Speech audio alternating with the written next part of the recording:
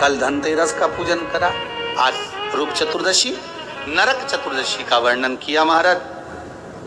कल आप सभी ने जो पाटे पर पूजन करी है, चौरंग पर पाटे पर जो आपने पूजन जमाई थी, चांदी के सिक्के में मौली लपेटी थी, सिक्के में मौली लपेटी थी, उसको थाली में रखा था, वही स्थान पर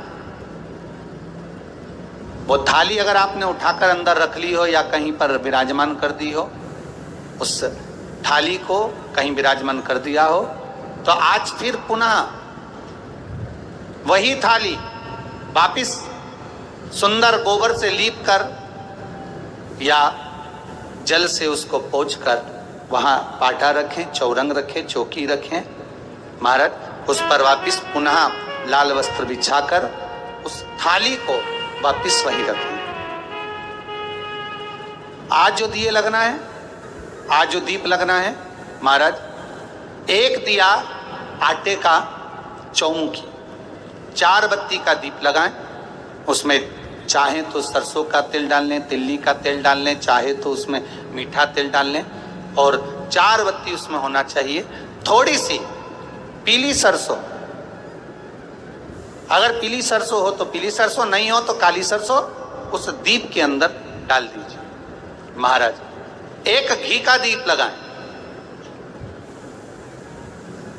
फिर ध्यान दीजिएगा, घी का दीप जो कलदार रखे हैं, लक्ष्मी जी का जहां पूजन कर रहे हो, लक्ष्मी जी का सीधा हाथ घी का दिया होना चाहिए। तो आपका कौन सा हाथ हो गया? उल्टा हाथ। लक्ष्मी जी का उल्टा हाथ वहां पर रखो चौमुखी दीप, और महाराज जल का छींटा देकर उन जो सिक्के रखे हैं, जो लक्ष्मी जी रखी है, भगवान का जहां पूजन कर रहे हो, उस पर जल का छींटा देकर सुंदर भाव से माता लक्ष्मी का स्मरण कर कर, गणेश जी का स्मरण कर कर आप भाव से महाराज जल का छींटा देकर सुंदर वस्त्र अर्थात मौली कलेवा जो भी आपके पास में हो समर्पित कर कर भाव से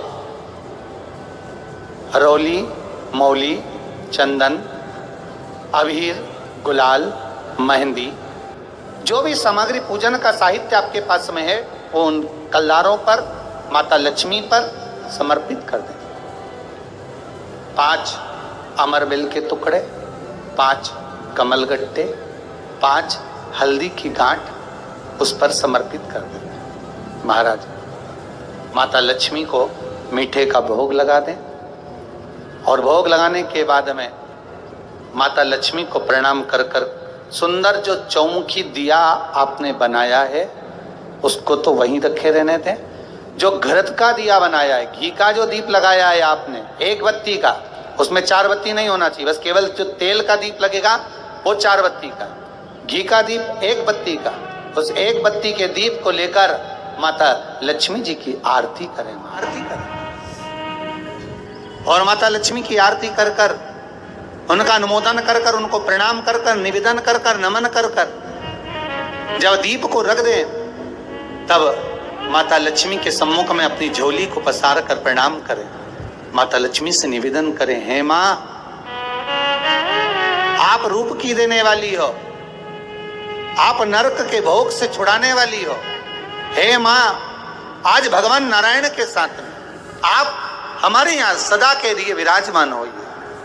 अपने इष्ट देव, अपने कुल देव, अपने पितृदेव का स्मरण करें।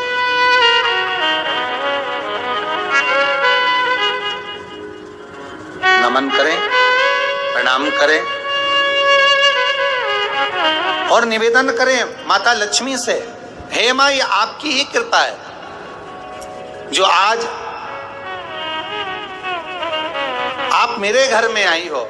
ये आप ही की कृपा है जो मैं आपकी सेवा कर रही हूं, पूजन कर रही हूं, अर्चना कर रही हूं। माता को हो सके लाल पुष्प उन सिक्कों पर, कॉइन पर जो पूजन करी है उस पर समर्पित कर दें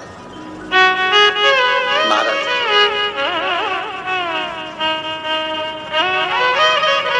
प्रणाम करने के बाद घी का दीप वहीं रखें, और जो चौमुखी दिया है, दीप है, उसको उठाएं, पूरे घर में घुमाने के बाद में सारे द्वार खोल दीजिए, और सारे घर में घुमाने के बाद में जो मुख्य द्वार है उस मुख्य द्वार के बीचों बीच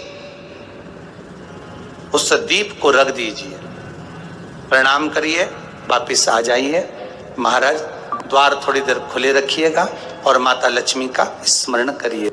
श्री शिवाय नमः शुभम साथियों, तो धनतेरस की पूजन के बाद दूसरे दिन नरक चतुर्दशी का पूजन सिखों का इस तरह से होता है। गुरुदेव ने बहुत ही अच्छे से बता दिया है। इसी तरह से हम दिवाली का और उसके बाद गोवर्धन पूजा और उसके बाद भाई दूज की पूजन यानी कि 3 पूजन और बाकी रहेगी। उसके बाद सिक्कों का क्या करना है आपको पूरा बताएंगे कि सिक्कों का क्या करना है, सामग्री का क्या करना है। इसलिए चैनल को सब्सक्राइब करें, वीडियो को ज़रूर शेयर करें। हर हर महादेव।